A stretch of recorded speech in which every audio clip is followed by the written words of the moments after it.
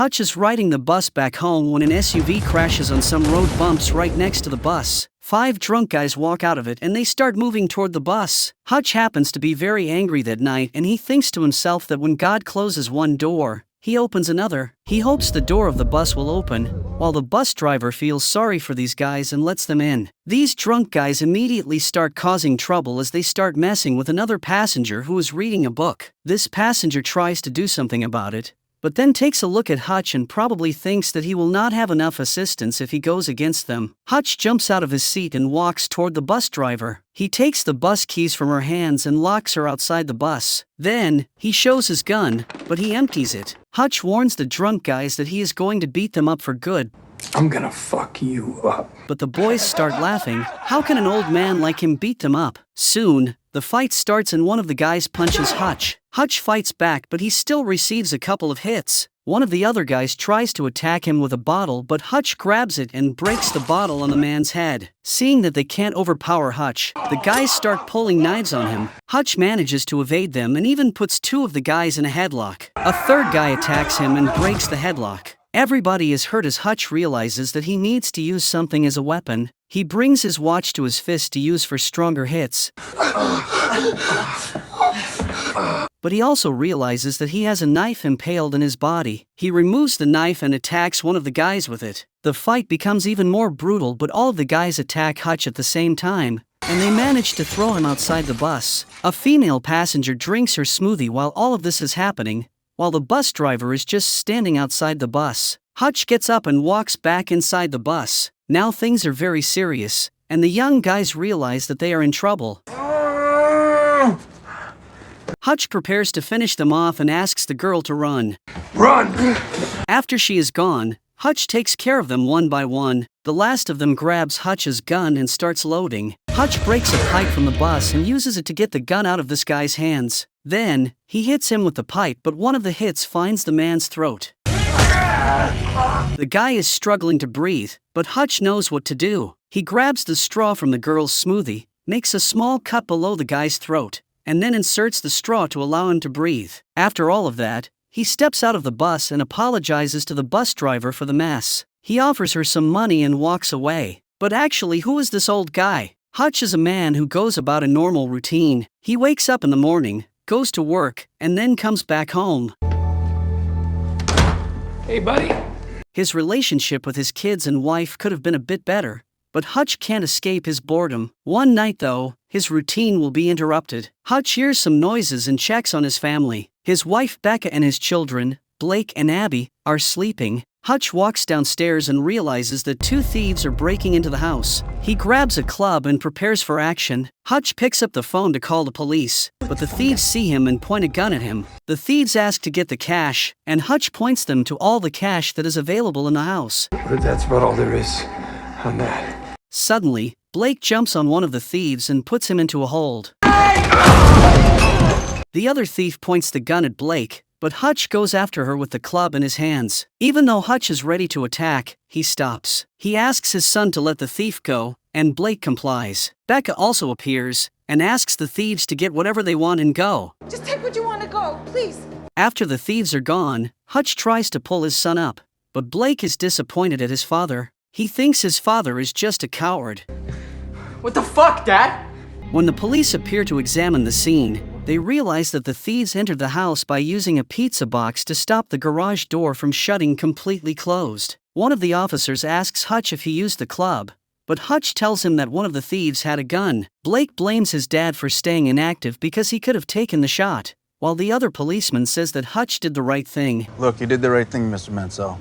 However, the first policeman says that if this was his family, he would have done something. Things are a bit awkward inside the house, and Hutch decides to spend the night on the couch. His daughter joins him so they can sleep together, and the father asks her if she is scared. The girl replies that she is not because her father is there to protect her. The next morning, things continue to be a bit awkward. Blake says he needs somebody to tell him some good job stories. So, I have to do a report on a veteran for history class? Because he has an assignment for school. Hutch offers to tell him some stories, but Becca intervenes and suggests to him to talk to her brother Charlie because he was in the military. To make matters worse, Blake stumbles on his cool neighbor as he goes out. The man comments on last night's incident Heard you had some excitement last night.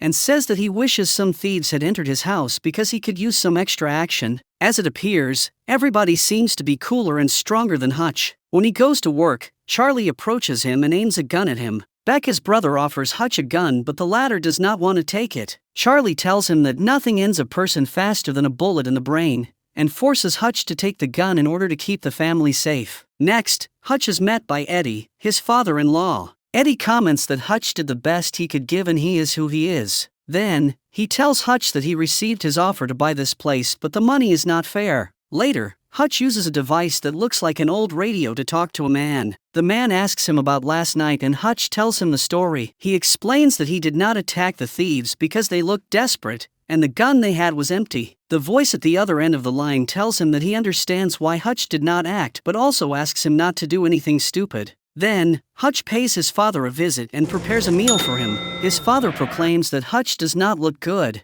probably because he misses who they used to be. When Hutch returns home, Abby tells him that she can't find her kitty bracelet. My kitty cat bracelet. The last time she saw it, it was in the bowl with the money. The girl wonders if the thieves could have taken it. Hutch is really angry at that and walks out. He goes back to his father's place and grabs a gun from a box, where it is revealed that his father was an FBI agent. His father stands up now and seems really excited. Hutch tells him he has to do something and his father prompts him to go do it. Hutch noticed a tattoo on the wrist of one of the thieves, so he visits several tattoo studios to ask if any of them made the design on the thief. At some point, Hutch visits a studio where an old man understands his FBI badge is not real. Hutch tries to buy information from them by offering them money, but the men get a bit aggressive. While Hutch flashes the money around, the old guy sees the tattoo on Hutch's wrist and thanks him for his service. Thank you for your service.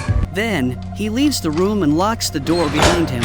The other guys understand that they should not mess with Hutch and ask him how they can help. Hutch sees the design laid out in the studio and wants to know the location of the person who has that tattoo on their arm. Soon, Hutch breaks into the house of a couple and starts banging the man. These are the thieves who broke into his house. Hutch asks to get his watch back, and then the kitty cat bracelet.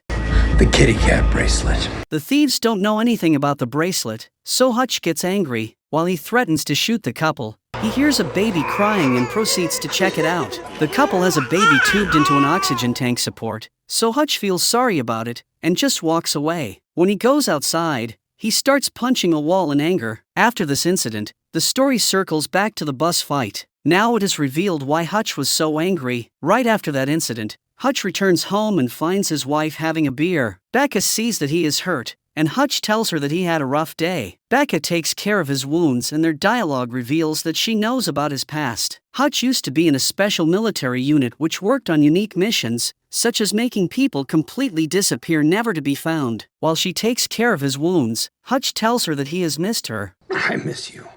Becca tells him that she is right there with him, but Hutch reminds her that they don't share kisses or even hugs anymore. Before he leaves to take some time to himself, Hutch asks Becca to remember who they used to be. Remember who we used to be? In the meantime, a Russian mafia boss named Yulian enters his club, and everybody tends to his every need. Surprisingly, Yulian hits the stage and starts singing along with the singer. Everybody claps for him, but a few of the people who have come to meet him feel weird about it. One of them exclaims that singing and dancing is a bit inappropriate for a man who protects large amounts of cash. Yulian is mad at that statement and he breaks a glass on a table.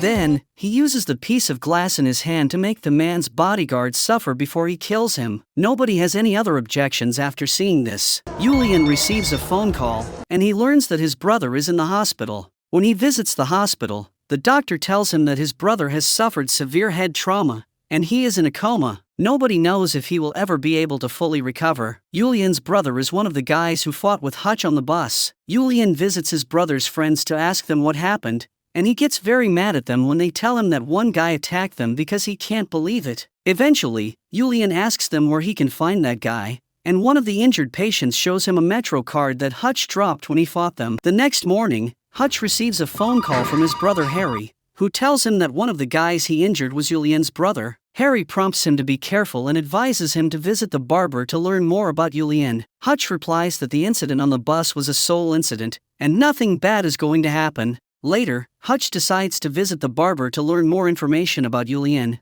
But at the same time, Julian has his hacker dig info on Hutch. The hacker pulls some dirty pictures to blackmail a guy at the Pentagon, and the guy finds some info on Hutch to send back to her. When the hacker sees who Hutch really is, she hands the information to Julian and quits her job. She is in such a hurry to leave that she does not even care to get paid. I'm out, no need to pay.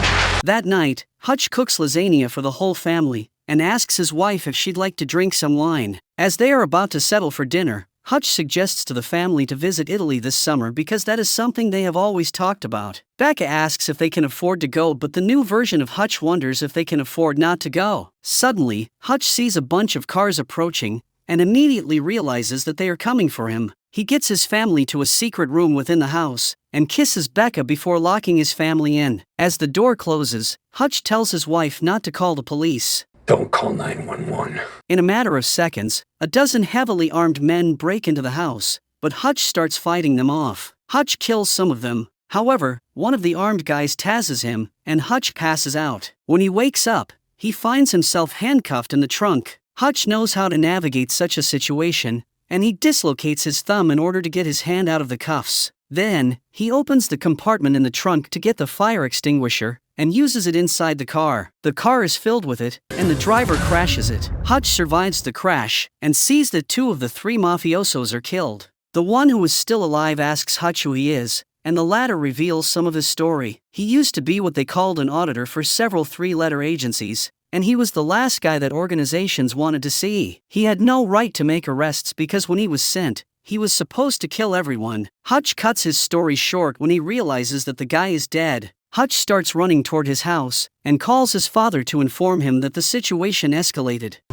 It escalated.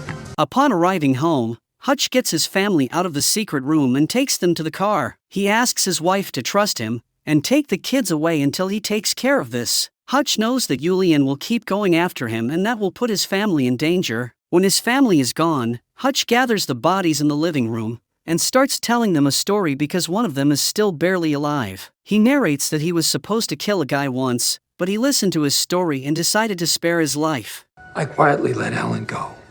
The man turned his life around and formed a happy family. Hutch got jealous of him and wanted the same thing, so he told his bosses that he wanted to quit. Nobody believed that he could do it, but he did it. He left his old life behind, but now he is missing it and he will use this opportunity for some action. Finally, the guy dies, and Hutch announces that he is going to burn them at 1,500 degrees Celsius. Bone burns to ash at 1,500 degrees. Which will make their bones melt and nobody will find any trace of them. In the meantime, 2 guys sent by Julian find Hutch's father in the nursing home, but the old man knows how to handle himself. He grabs one of the guns and uses one of his fingers to jam the safety. Then, he pulls out a shotgun and kills both of them. Meanwhile, Hutch visits his workplace and brings as many golden plates as he can carry to ask his father-in-law again to buy the place. The old man likes his offer and sells him the place even though his son does not agree with that decision. The next morning, the employees arrive at the company,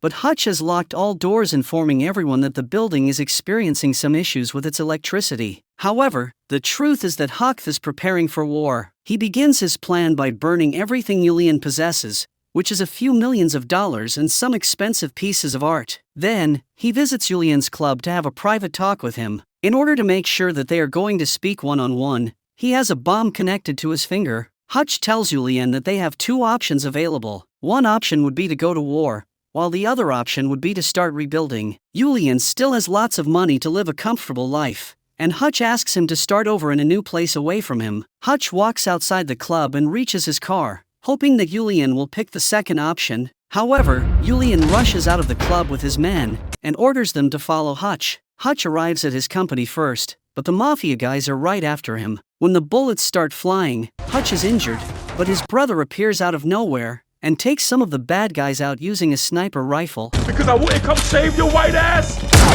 In addition, his father provides cover for him so he can get inside the building. The bad guys follow them inside, but they have no idea that Hutch has turned his company into a death trap. Bodies drop here and there, some of them being killed by Hutch and his family, and some others getting caught in the deadly traps. Hutch has used every material within the company as a weapon. At some point, he even uses some metal pipes to impale his enemies. Whatever the case, it is apparent that Hutch and his family have missed this kind of action. Most of Julian's men are killed, but the boss himself still has some fight left in him. Julian injures Harry, while Hutch and his father are out of bullets. The Russian Mafia boss believes that he has them cornered, but Hutch has a different opinion. He sticks an explosive device in the front end of a shield, and uses it to protect himself from Julian's bullets while he runs toward him. The bomb goes off, and Julian is killed, while the shield protects Hutch. Finally, Harry and the father leave, while Hutch also finds a cat, something he had promised his daughter to do. 3 months later, Hutch and Becca are looking to buy a new house. The real estate agent receives a phone call, but the call is actually for Hutch. When the man hangs up, he asks the real estate agent if this house has a basement. A basement.